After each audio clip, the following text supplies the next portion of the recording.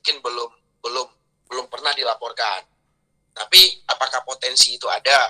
Ya tentunya ada, karena kita ada melakukan misalnya pengolahan air, yang nantinya air itu akan digunakan untuk cuci-mencuci.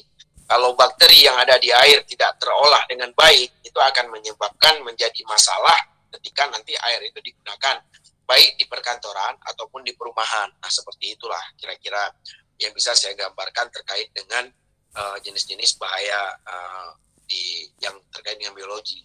Nah, biasanya ini lebih cenderung spesifik kepada area-area kerja yang memang berhubungan langsung dengan unsur-unsur kehidupan yang saya jelaskan tadi. Nah, ketika memang perusahaan itu meneliti tentang jamur, meneliti tentang bakteri, meneliti tentang virus, mungkin ya itu akan lebih potensial adanya bahaya seperti ini di area kerja tersebut. Nah, berikutnya adalah bahaya terkait dengan ergonomi, di mana yang dimaksud di sini adalah setiap tempat kerja atau kegiatan yang bisa menyebabkan tekanan terhadap fisik atau perlakuan yang tidak pantas terhadap bagian tubuh. Apa maksudnya? Yang bisa menyebabkan tekanan terhadap fisik. Misal, kita bekerja di sebuah area kerja yang menggunakan komputer. Namun, ada posisi badan yang nyaman ketika kita bekerja. Namun, desain kursi dengan meja atau dengan tempat komputer diletakkan itu membuat badan menjadi bungkuk. Nah, itu adalah kegiatan-kegiatan yang bisa menyebabkan tekanan terhadap fisik. Jadi badan kita itu ditekan terus itu dengan posisi bungkuk itu. Nah, lama-lama itu akan menjadi masalah bagi tulang belakang. Seperti itu salah satu contohnya. Atau misalnya ketika kita di pabrik, ada sebuah valve yang harus diputar secara manual oleh si pekerja, karena tidak bisa dikontrol secara otomatis atau otonom ya. Jadi, namun valve itu ketinggian sesuai untuk karyawan dengan tinggi misalnya mencapai 160 cm. Nah, coba bayangkan ketika yang diminta untuk melakukan itu adalah karyawan dengan ketinggian rendah daripada itu. Nah, itu akan kesulitan. Dia akan harus berusaha susah payah. Dan kalau dia mencoba mencari pijakan lain, itu bisa jadi nanti menjadi bahaya tambahan. Itu atau dia memaksa dengan ketinggian seperti itu, ya ujungnya badan dia yang akan kesakitan suatu saat. Nah, jadi posisi valve itu harus disesuaikan atau di situ dibuat pijakan permanen yang bisa digunakan oleh orang dengan ketinggian tertentu. Jadi, nah terkadang ketika kita masuk ke sebuah area kerja dalam penerimaan, ada persyaratan tinggi badan, ada persyaratan yang sifatnya berhubungan dengan fisik, itu bukan untuk kita harus melihat secara positif bahwa itu tidak, apa istilahnya, bukan untuk menghambat orang dengan tinggi badan yang tidak sesuai. Namun kadang-kadang itu kebutuhan area kerja, membutuhkan orang dengan ketinggian tertentu, karena memang rata-rata di area kerja mungkin proses menggunakan dengan yang membutuhkan tinggi badan sesuai. Jadi itu terkadang ketika ada seperti itu kita jangan salah menafsirkan. Karena terkadang memang area kerja itu membutuhkan fisik yang sesuai dengan area kerjanya. Namun tidak semua area kerja memilih yang seperti itu. Masih bisa juga disesuaikan, tergantung dari kebijakan. Nah, contoh lainnya misalnya ketika kita mengangkat barang dengan berat yang melampaui yang seharusnya mampu kita angkat. Nah, harusnya itu barang diangkat berdua, tapi kita memaksa untuk mengangkat itu sendiri. Nah, itu adalah salah satu perlakuan yang tidak pantas terhadap tubuh yang kita berikan sendiri. Jadi ya kita terkadang ya nggak perlu juga ya sok gagah-gagah, oh saya sanggup nih ngangkat walaupun berat, supaya keren ya, sanggup dia angkat seberat itu. Tapi itu adalah perlakuan yang tidak pantas terhadap bagian tubuh. Kalau terus-menerus itu akan menjadi masalah. Tapi kalau sekali dua kali mungkin masalahnya juga sekali dua kali. Masih bisa dengan kalau terkilir otot masih bisa dengan diurut. Tapi kalau lama-kelamaan itu akan menyebabkan bisa-bisa bungkuk kita kalau sering-sering melakukan kegiatan seperti itu. Nah, yang terakhir saya mengkategorikan bahaya ini ke bahaya psikologis atau psikososial. Ini adalah bahaya yang terjadi karena seseorang memiliki masalah yang menyebabkan dianya itu tidak fokus. Nah, karena dia tidak fokus itu memungkinkan terjadinya kecelakaan ketika seseorang bekerja. Atau seseorang memiliki masalah yang berlanjut-lanjut menjadi bahan pikirannya yang ujungnya membuat dia stres. Kalau yang pertama tadi itu membuat dia tidak fokus. Ini masalah yang terjadi ini bisa jadi, kalau masalah yang membuat dia tidak fokus bisa jadi dia punya masalah di rumah, datang ke kantor karena dia tidak fokus, dia celaka. Kalau masalah yang membuat stres itu adalah bisa jadi masalah kantor yang tidak selesai-selesai, yang ujungnya membuat seseorang menjadi stres. Itu adalah permasalahan psikologi yang terjadi di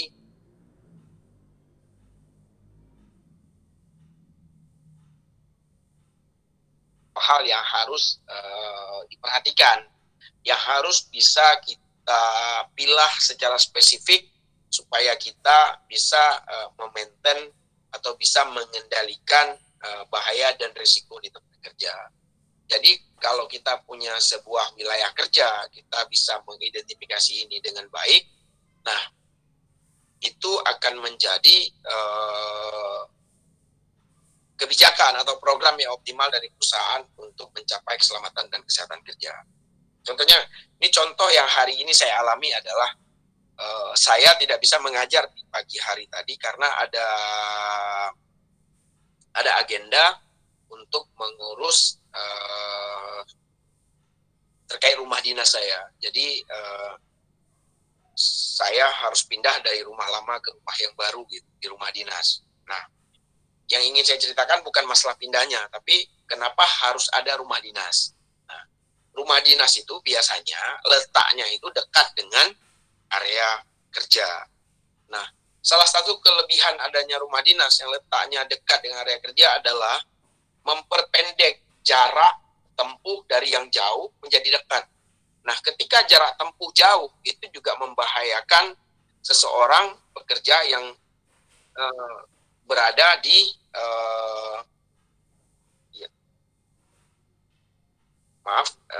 bisa membuat seseorang potensi bahayanya itu lebih tinggi karena dia lebih panjang waktunya di jalan.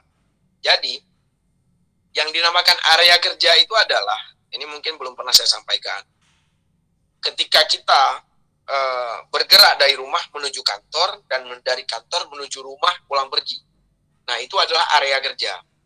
Jadi, ketika kita bergerak dari rumah, kita terjadi kecelakaan di jalan menuju kantor, berarti itu kita mengalami kecelakaan kerja. Begitu pula sebaliknya, ketika kita pulang dari kantor menuju rumah, kita terjadi kecelakaan di jalan, itu adalah kecelakaan kerja. Namun, yang menjadi area kerja yang mana? Jalan yang biasa kita lakukan atau jalan yang biasa kita gunakan. Misal ini ya, si A berangkat dari rumah menuju kantor jam 7:30 pagi dengan target jam 8 sampai ke kantor. Namun, pada hari tertentu, pada suatu hari dia berangkat jam 7 dengan tujuan dia mau menjemput temannya atau dengan tujuan dia mau mengambil sesuatu di tempat yang lain. Nah, dia keluar dari jalur yang biasanya dia gunakan ke kantor. Terjadilah kecelakaan di jalur yang dia di jalur ketika dia mau ke tempat yang tidak ada hubungannya dengan kantor. Nah, itu tidak menjadi kecelakaan kerja karena dia keluar dari jalur utama, dari area, dari ruang lingkup pekerjaannya. Nah, seperti itu. Jadi, dengan adanya rumah dinas itu juga membuat potensi kecelakaan di jalan itu menjadi lebih rendah. Nah, itu adalah sesuatu yang itu adalah sebuah contoh yang hari ini menjadi bagian dari kehidupan saya. Jadi seperti itulah hal-hal kecil seperti itulah yang juga merupakan proses pengendalian risiko yang dilakukan perusahaan terhadap karyawan-karyawannya agar karyawan-karyawannya itu terhindar dari bahaya. Jadi ya perusahaan yang sudah ke tahap itu adalah perusahaan-perusahaan biasanya sudah settle secara keuangan. Karena tidak semua perusahaan itu menyediakan tempat tinggal bagi karyawan. Jadi itu kira-kira jenis-jenis bahaya di lingkungan kerja yang bisa saya paparkan kepada teman-teman sekalian. Jadi ketika saya cari-cari tentang bahaya itu, saya menemukan sebuah ini seperti sebuah poster ya, seperti sebuah poster bagaimana mengingatkan karyawannya itu untuk mengidentifikasikan bahaya di tempat kerja. Ini adalah miliknya Sinergi, PT Sinergi. Saya juga tidak begitu mengenal ini, sinergisolusi.com ini di bawahnya. Saya tidak begitu mengenal dengan perusahaannya, teman-teman silakan mencari, mungkin di situ ada pengetahuan safety yang lebih bagus lagi. Tapi saya tertarik dengan 9 cara mengidentifikasi bahaya di tempat kerja yang mereka munculkan. Dan menurut saya itu adalah sebuah ilmu yang bisa kita jadikan pedoman ketika kita mengimplementasikan K3 di perusahaan. Nah, 9 cara mengidentifikasi bahaya di tempat kerja menurut perusahaan Sinergi Solusi. Yang pertama itu adalah melihat sekeliling tempat kerja. Lakukan inspeksi dan observasi. Ada bahaya apa saja di area kita itu. Berikutnya adalah mempelajari manual instruction dari manufaktur. Kalau ini lebih ke mempelajari bagaimana proses kerja di tempat kita. Mempelajari bagaimana prosedur-prosedur yang ada di tempat kita. Berikutnya adalah mempelajari kode dan standar bahan peralatan yang menjadi sumber bahaya. Nah, ini seperti yang saya cerita tadi bahwa ketika kita bekerja dengan bahan kimia, kita bisa mencari MSDS, material safety data sheet untuk bahan kimia yang digunakan itu. Jadi setelah kita punya MSDS-nya, kita bisa tahu di situ bahan kimia ini bahaya untuk apa saja sih, bagaimana bahayanya ke kulit, bagaimana bahayanya ke mata, bagaimana bahayanya ke hidung. Jadi kita tidak sembarangan dalam bekerja. Nah, berikutnya adalah mempelajari peraturan perundangan yang relevan. Nah, ini adalah ada banyak peraturan terkait dengan K3, baik itu terkait dengan B3, dengan alat angkat angkut, dengan bekerja pada ketinggian, bekerja pada ruang terbatas, semua itu diatur dalam perundangan. Pemerintah sudah mengatur dengan detail bagaimana sebuah perusahaan harus mengimplementasikan K3 terkait dengan kegiatan-kegiatan tersebut. Nah, ini juga menjadi pedoman kita ketika kita menyusun sebuah program kerja keselamatan di perusahaan. Nah, berikutnya adalah mempelajari jurnal, artikel, dan sumber-sumber informasi dari dokumentasi yang tersedia. Ini masih dalam cakupan bagaimana mempelajari K3 untuk penerapan yang lebih baik. Benchmark dengan industri sejenis. Nah, ketika sebuah perusahaan ingin menerapkan K3 yang baik, dia harus melakukan studi banding, benchmark dengan industri sejenis yang sudah menerapkan K3 itu dengan baik. Mempelajari kembali kecelakaan atau insiden sebelumnya. Nah, seperti kita tadi, merujuk kepada insiden yang pernah terkena mata dengan bahan kimia. Jadi sudah banyak pengendalian-pengendalian yang dilakukan supaya kejadian-kejadian seperti itu tidak terulang lagi. Itu adalah bagaimana ketika kita punya data kecelakaan, dan kita bisa mengembangkan data itu menjadi sebuah program pengendalian yang baik sehingga itu tidak terulang lagi di kemudian hari.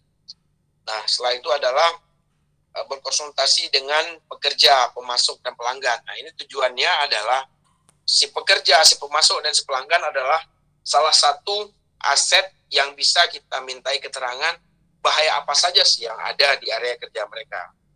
Nah, seorang petugas safety itu harus rajin-rajin berkonsultasi dengan semua yang terkait di area kerja untuk mengetahui apa saja potensial hazard, apa saja potensial bahaya yang beresiko yang ada di area kerja. untuk membangun sebuah sistem, untuk membangun sebuah program yang bagus untuk implementasi K3. Nah, yang terakhir adalah berkonsultasi dengan tenaga ahli dan akademisi. Nah, terkadang kita di perusahaan ini cenderung mengimplementasikan semuanya, namun tidak rajin membaca.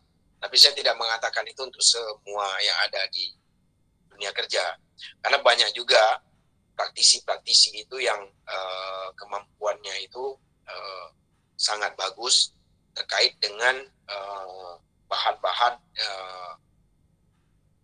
K3 yang saat ini terus-menerus berkembang ya. Jadi salah satu cara adalah misalnya seperti saya yang tidak rajin baca jurnal, tidak rajin baca berita-berita K3.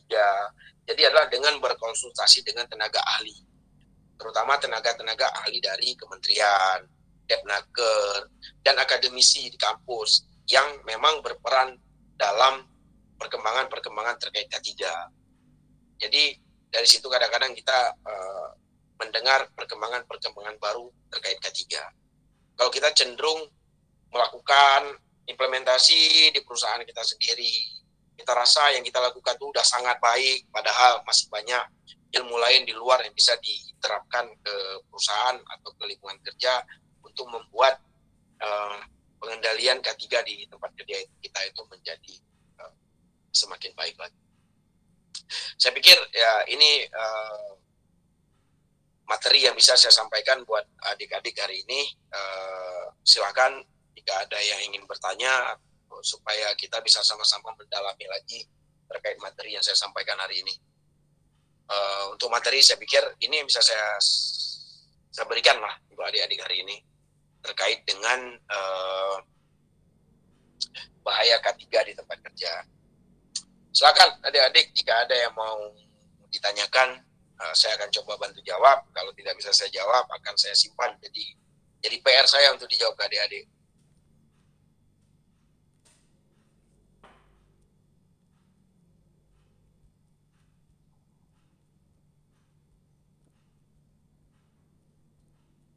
Silakan adik-adik jika ada yang mau ditanyakan.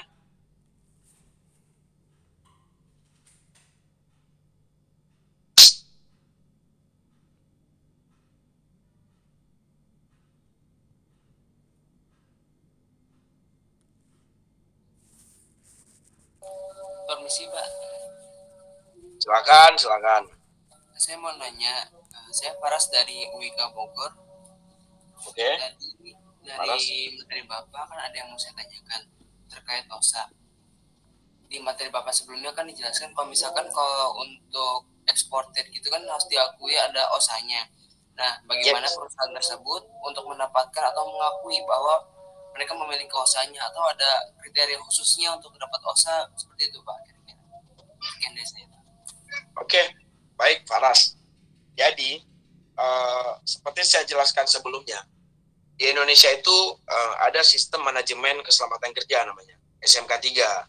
Yang SMK3 itu adalah menjadi kewajiban dari sebuah perusahaan dengan pekerja lebih dari 100 orang ataupun perusahaan dengan hazard yang tingkat hazardnya tinggi, tingkat bahayanya tinggi untuk mengimplementasikan sistem manajemen keselamatan dan kesehatan kerja tersebut. Nah, di dunia ada yang sama dengan SMK3 kita, yaitu salah satunya itu adalah OSA. Nah, cara supaya kita diakui oleh OSA adalah dengan melakukan implementasi dan mensertifikasi, atau kita disertifikasi. Kita memiliki sertifikat OSA. Jadi itu ada nanti lembaga-lembaga yang memang memiliki wewenang untuk melakukan sertifikasi terhadap perusahaan-perusahaan untuk bisa diberikan sertifikat OSA. Begitu, Paras. Oke, Pak. Oh ya, Pak. Kalau misalkan ISO itu termasuk nggak, Pak? Kan ada ISO, terus ada apa lagi? ISO sih, Pak, kalau yang saya bingungin. Oke, jadi gini. ISO itu ada banyak. Ada ISO mutu, sistem manajemen mutu. Ada ISO sistem manajemen lingkungan. ada ISO sistem manajemen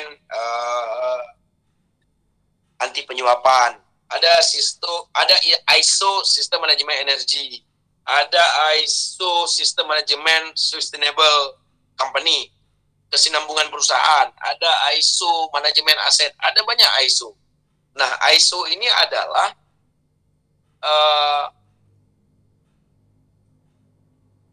apa istilahnya sistem-sistem yang harus dimiliki oleh perusahaan. Nah, selain ISO itu ada namanya kebijakan-kebijakan lainnya yang harus dimiliki oleh perusahaan. Termasuk tadi itu adalah sistem manajemen keselamatan dan kesehatan kerja. Jadi ini adalah sebuah prasyarat yang harus dimiliki oleh si perusahaan untuk memiliki legalitas-legalitas tertentu. Jadi fungsinya itu beda-beda. Contoh misalnya SMK 3 itu adalah sertifikat yang dimiliki oleh sebuah perusahaan yang mengakui bahwa si perusahaan sudah menerapkan K3-nya dengan baik dan benar. Sedangkan ISO mutu itu adalah sebuah pengakuan, sebuah sertifikat yang mengakui bahwa si perusahaan itu sudah mengelola mutu di perusahaan itu, mutu produk dan mutu proses di perusahaan itu, sehingga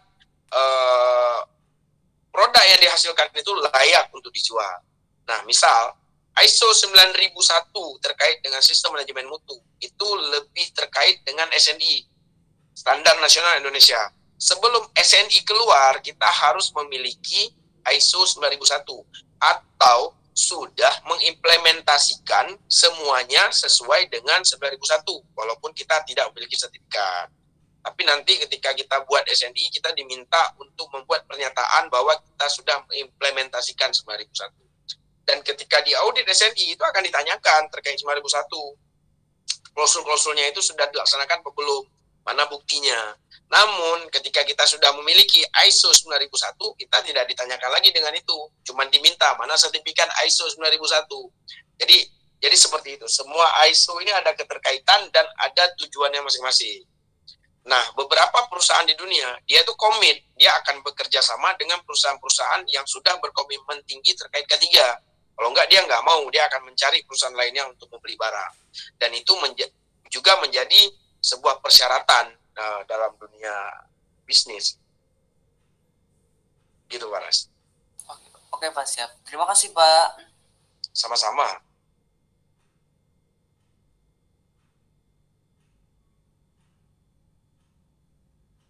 Ada lagi yang ingin bertanya? Oh iya, jadi mungkin ini pertemuan ketiga dan saya memang jatahnya cuma 3 pertemuan nih dengan adik-adik sekalian. Jadi saya harap, saya pikir ini bukan tugas sih, tapi ya saya ingin melihat sejauh mana adik-adik perkembangannya ini. Tapi kalau misalnya dari tim meminta saya untuk memberi penilaian ke adik-adik terkait mata kuliah yang saya berikan tiga mata kuliah ini, jadi ini menjadi salah satu rujukan saya untuk memberi nilai kepada adik-adik. Jadi mohon masing-masing dari adik-adik menyiapkan rangkuman dari ketiga materi yang sudah saya berikan. Jadi nanti silakan rangkumannya dikirimkan ke WA boleh atau ke email saya boleh. Jadi mungkin sifatnya ini adalah sebuah makalah ya kali ya. Jadi silakan disebut apa, tapi saya ingin adik-adik merangkum apa saja yang sudah kita pelajari. Boleh itu berupa materi, boleh itu berupa tanya jawab, silakan. Semakin detail adik-adik merangkum, ya semakin baik materi itu menurut penilaian saya. Gitu. Jadi tidak perlu sungkan, saya harap tidak perlu mencari bahasan-bahasan lain untuk memperbanyak tulisan, cukup merangkum 3 hal yang sudah saya berikan, itu terkait dengan sistem manajemen keselamatan, sistem jenis-jenis bahaya K3 dan pengendalian K3 di tempat kerja. Saya sangat mengharapkan jika adik-adik bisa mengaitkan ketiga hal tersebut ke dalam satu bahasan yang menarik lah. Apa pentingnya kita belajar tentang jenis-jenis bahaya K3, apa pentingnya pengendalian K3, dan apa pentingnya sistem manajemen K3. Dan apa hubungan ketiganya itu terkait dengan mengimplementasikan keselamatan dan kesehatan kerja di perusahaan. Kalau kiranya untuk menghubungkan ketiganya butuh materi lain, silakan. Tapi saya pikir materi yang saya berikan sudah cukup untuk mengaitkan ketiganya itu menjadi sebuah satu kesatuan yang bisa dihubungkan lah untuk mencapai K3 yang baik di sebuah perusahaan. Kalau nanti tidak paham apa yang harus dilakukan, silakan konsultasi langsung juga boleh, atau boleh bertanya kepada teman yang paham. Silakan disiapkan, nanti dikirim aja ke saya via email, boleh di heri.afriyadi.ak@gmail.com. Nanti kasih tahu dari mana identitasnya, kampusnya apa, namanya siapa, kelasnya kelas yang mana. Nanti saya akan melihat, saya akan memberi penilaian terhadap materinya,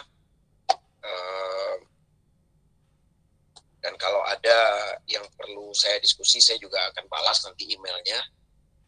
Kalau ada yang saya tidak paham dengan apa yang adik-adik tulis, juga akan saya respon, insya Allah. Dan setelah itu dikirim, kalau adik-adik ada yang mau bertanya juga silakan bertanya melalui email ataupun melalui WA dengan saya. Dimengerti ya? Insya Allah, Pak. Oke. Oke, silakan disiapkan ya. Ada lagi pertanyaan? Izin Pak, mau bertanya mengenai masalah tugas tadi. Untuk ringkasannya, apakah ada batasan lembar, Pak? Tidak ada. Tapi saya tidak melihat bahwa halaman terbanyak itu adalah yang terbaik.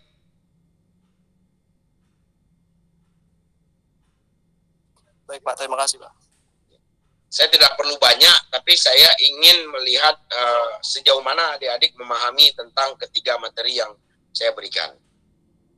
Berdasarkan perspektif belajar ya, bukan berdasarkan perspektif Google. Jadi begitu kita searching di Google ada banyak nih yang bahan tentang ini. Tapi saya ingin melihat berdasarkan perspektif adik-adik menyerap materi yang diberikan. Jadi kalau misalnya ada materi Google yang di copy paste, ya saya hanya tugas sudah dilaksanakan, tapi saya menganggap pemahamannya ya tidak memahami materi yang diberikan, namun ya sudah membuat tugas.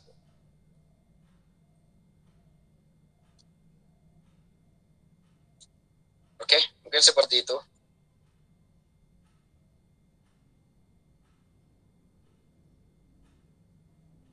Sebaiknya dibuat berdasarkan berdasarkan perspektif masing-masing, bukan berdasarkan tulisan-tulisan yang ada di dunia internet ya.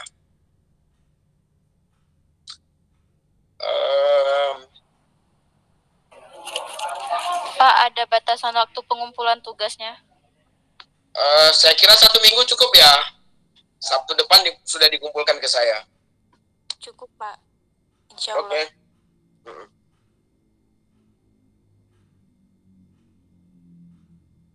Oke, baik. Masih ada pertanyaan yang lain? Kalau tidak ada, saya akhiri kelasnya. Izin Pak, boleh diketik nggak Pak?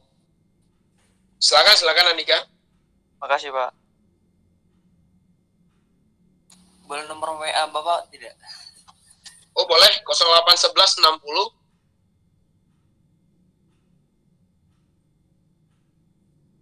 Iya Pak. Bisa diulang. 0811 60 9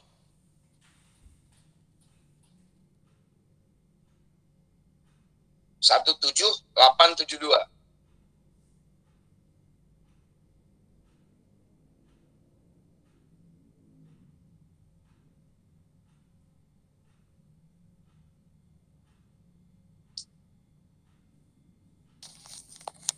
Maaf Pak, mau izin bertanya. Boleh, silakan Hanifah. Tadi email Bapak apa ya? Heri, HERI afriyadi.aka@gmail.com.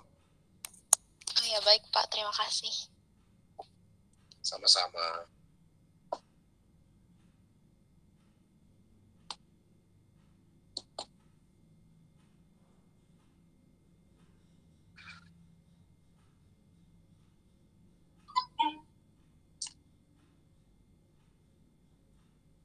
Masih ada yang ingin bertanya?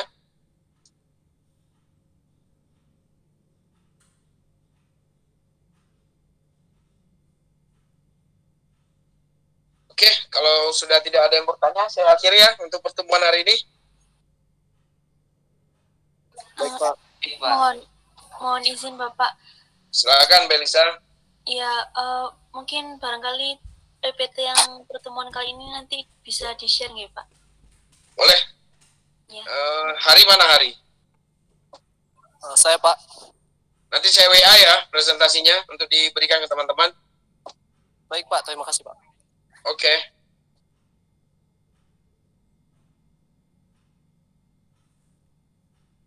Baik, terima kasih ya Kak atas materinya. Ya. Pak.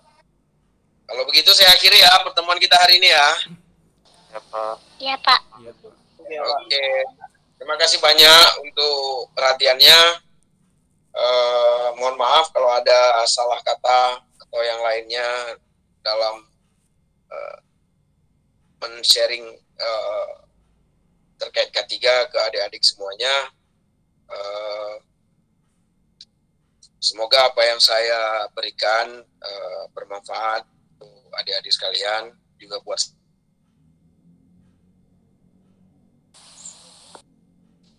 perlu bantuan atau apa silakan terkait dengan K3 silakan dihubungi ke email ataupun ke WA. Kalau tidak sedang sibuk akan saya respon sesegera mungkin. Terima kasih ya semuanya. Sekian dari saya untuk hari ini. Assalamualaikum. Waalaikumsalam.